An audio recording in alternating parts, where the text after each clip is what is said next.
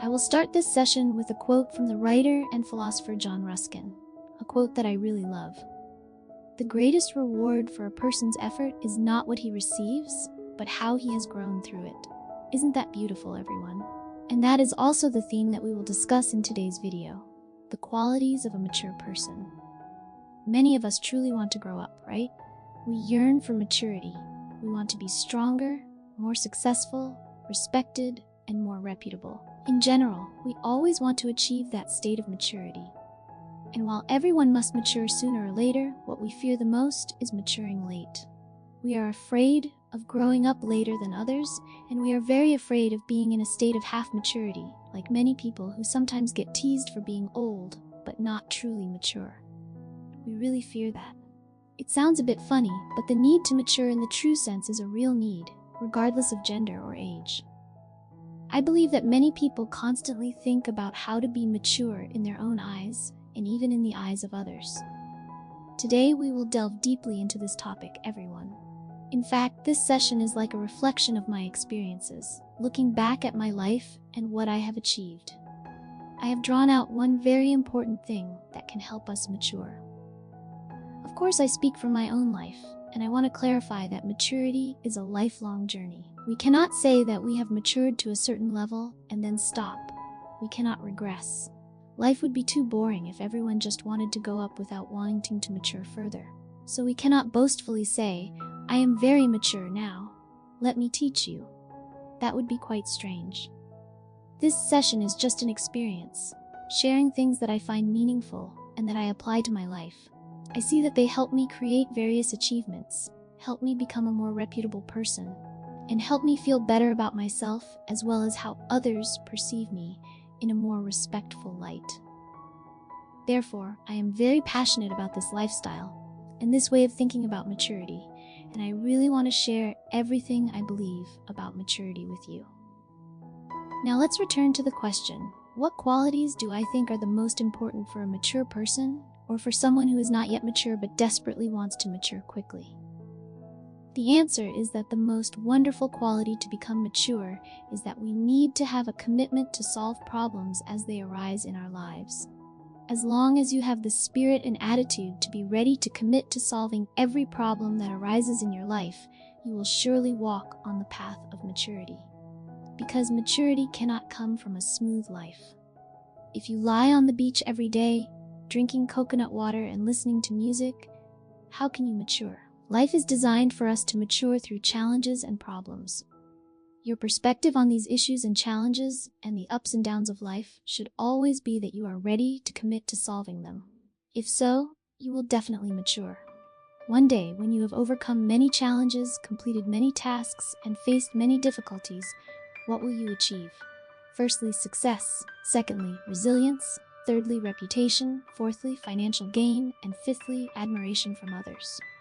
In short, all these aspects represent admirable models of maturity. So what is the root of all this, except for your commitment to be ready to solve every problem that occurs in your life? Embrace it. Do not fear it. Do not run away from it.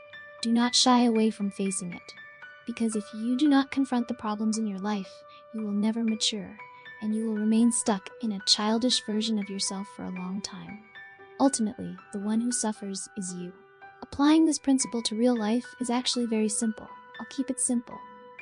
If you wake up and feel back pain, is that a problem? Yes, it is a problem.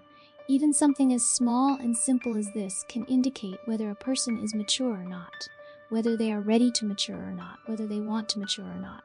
If you acknowledge this and commit to solving it, then maturity is in your blood. But if you ignore it, saying, "I don't want to face it, I'll just wait for it to go away," and the next day it's still there, still painful, and you keep avoiding it, then I'm sorry. No matter how old you are, what matters is that you are not ready to mature. When you face a problem in your life, you need to resolve it. In the phrase I mentioned, commit to solving problems as they arise, two keywords are extremely important. One is commitment, and the other is solution. Commitment means I have to do it, and solution means I look at what the problem is and fix it immediately. It may not mean solving it quickly or right away, but I commit to solving it.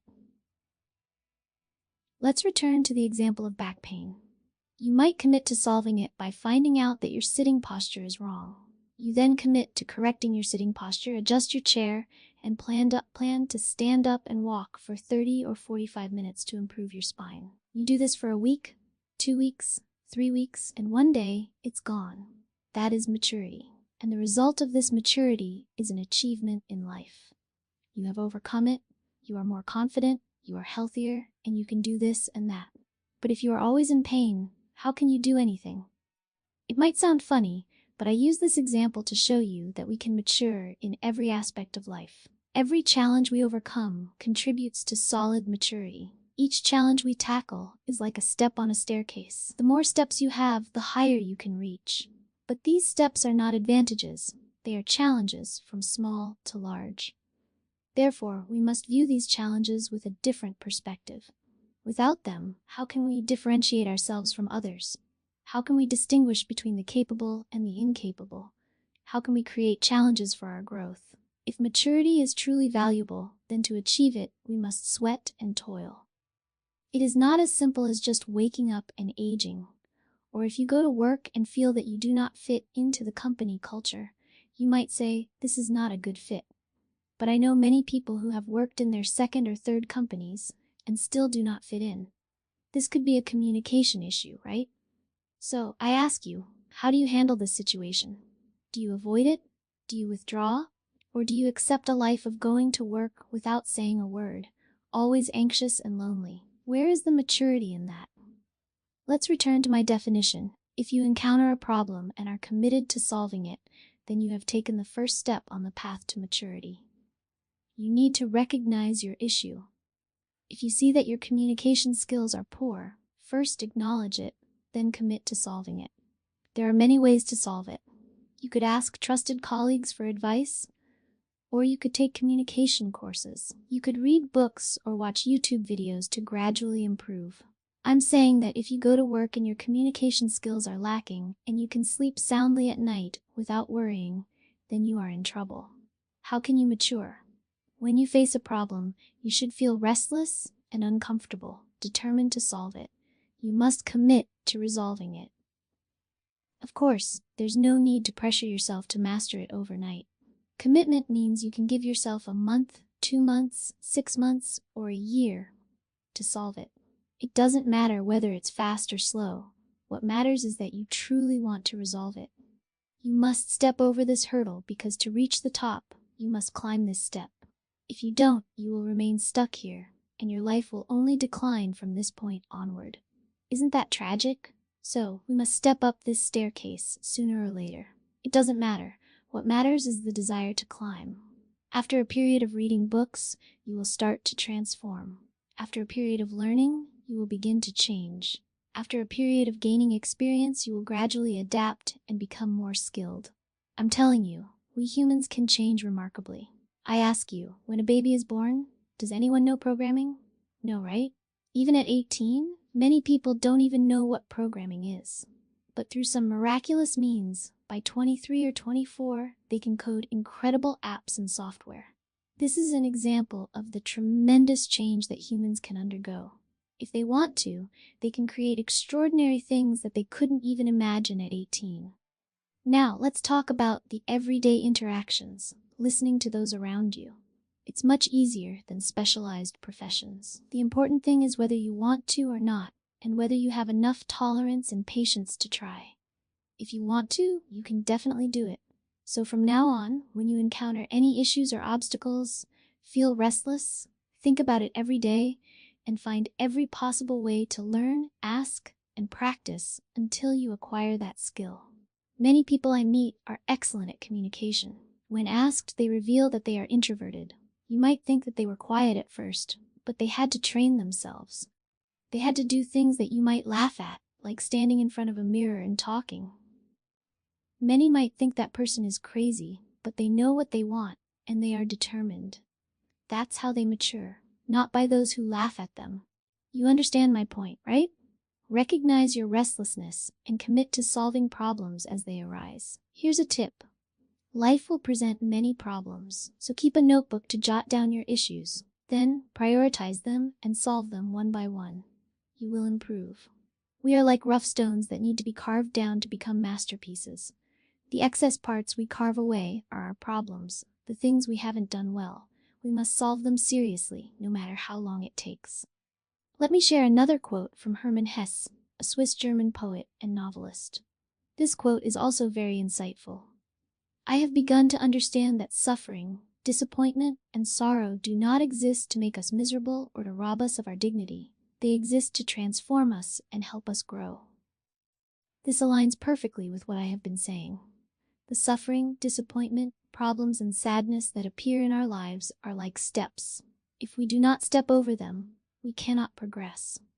Even in gaming, if there are no challenges, no bosses to defeat, what's interesting about that game? You can't differentiate between skilled and unskilled players. Life is the same. If you want to succeed and mature, you cannot expect a flat road. The game of life has its rules, and the game of maturity has its ways of playing. We must view problems as opportunities to overcome. The more problems you solve, the faster you mature compared to your peers. Now, I also want to address a common situation that many people share with me. Some say, I have very bad results in life because I am too good, too kind. I ask you, do you agree with this? Because you are too good, you get bad results? If we think that the difficulties in our lives arise because we are too good or too capable, then be careful. You may be trapping yourself, making your journey to maturity extremely slow. The logic is simple. If the cause is not wrong, how can the result be wrong?